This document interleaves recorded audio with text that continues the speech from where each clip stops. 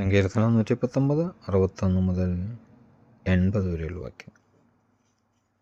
ദുഷ്ടരുടെ കൃണികളിൽ കുടുങ്ങിയെങ്കിലും ഞാൻ അങ്ങയുടെ നിയമം മറന്നില്ല. അങ്ങയുടെ നീതിയുറ്റ കൽപ്പനകൾ മൂലം അങ്ങയെ സ്തുതിക്കാൻ അർദ്ധരാത്രിയിൽ ഞാൻ എഴുന്നേൽക്കുന്നു. അങ്ങയെ ഭയപ്പെടുകയും അങ്ങയുടെ പ്രമാണങ്ങൾ പാലിക്കുകയും ചെയ്യുന്നവർക്ക് ഞാൻ കൂട്ടാളിയാണ്. കർത്താവേ, ഭൂമി അങ്ങയുടെ കാരുണ്യം കൊണ്ട് നിറഞ്ഞിരിക്കുന്നു. അങ്ങയുടെ ചട്ടങ്ങൾ എന്നെ പഠിപ്പിക്കണമേ. കർത്താവേ, അങ്ങയുടെ വചനമനുസരിച്ച് ഈ ദാസൻ അങ്ങ് നന്മ ചെയ്തിരിക്കുന്നു. അങ്ങയുടെ കൽപ്പനകളിൽ ഞാൻ വിശ്വസിക്കുന്നത് കൊണ്ട് അറിവും വിവേകവും എനിക്ക് ഉപദേശിച്ച് നൽകണമേ. കഷ്ടതയിൽപ്പെടുന്നതിന് മുമ്പ് ഞാൻ വഴിതെറ്റിപ്പോയി, എന്നാൽ ഇപ്പോൾ ഞാൻ അങ്ങയുടെ വചനം പാലിക്കുന്നു.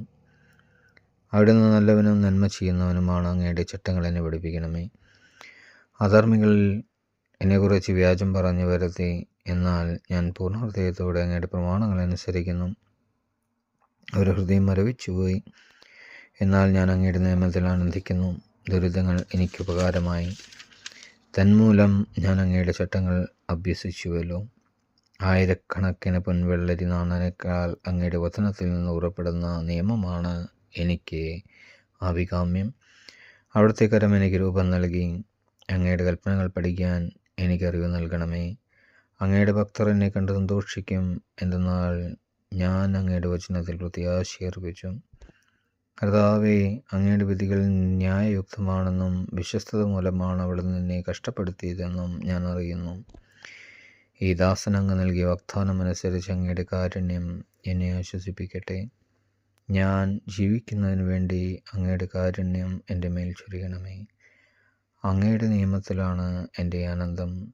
അധർമ്മികൾ ലജ്ജിതരായി തീരട്ടെ.